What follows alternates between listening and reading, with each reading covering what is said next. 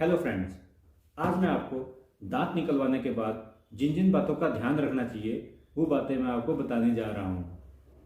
सबसे पहला है, दांत निकलवाने के बाद जो कॉटन डाली होती है, रुई डाली होती है दांतों के बीच, उसको आधे से पौने घंटे तक निकाल देना चाहिए।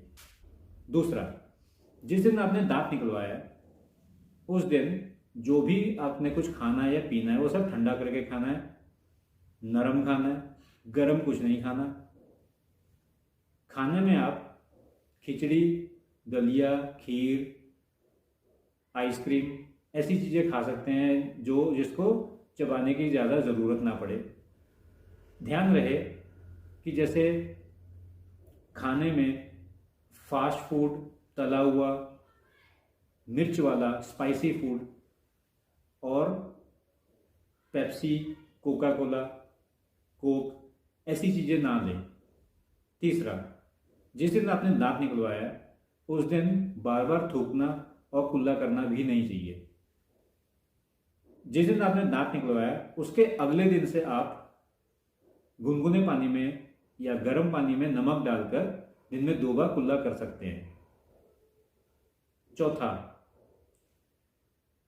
आपने जिस तरफ से दांत निकलवाया उस तरफ से कम 2 से 3 दिन खाना भी नहीं चाहिए। आप दूसरी तरफ से खा सकते हैं। पांचवा, जिस दिन आपने दांत निकलवाया उस दिन आपको प्रेशर एक्टिविटीज़ भी नहीं करनी चाहिए।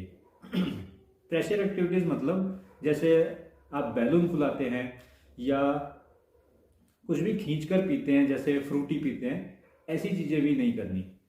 क्योंकि इससे क्या होता है कि जो जख्म होता है उसके ऊपर प्रेशर ज़्यादा पड़ता है और प्रेशर पड़ने की वजह से जो जख्म है उसमें कई बार दर्द ज़्यादा हो सकता है या ब्लीडिंग हो सकती है।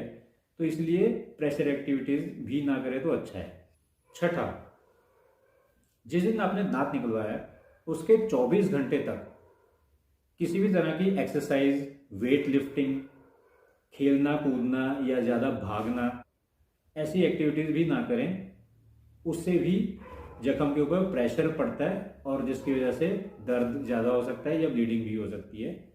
सातवां, जिस दिन आपने दांत निकलवाया उस दिन सिगरेट स्मोकिंग, धूम्रपान करना, किसी भी तरह का नशा, अल्कोहल, ये सब आपको नहीं करना है। और अगर हो सके तो इन आदतों को तो वैसे भी आपको छोड़ देना चाहिए।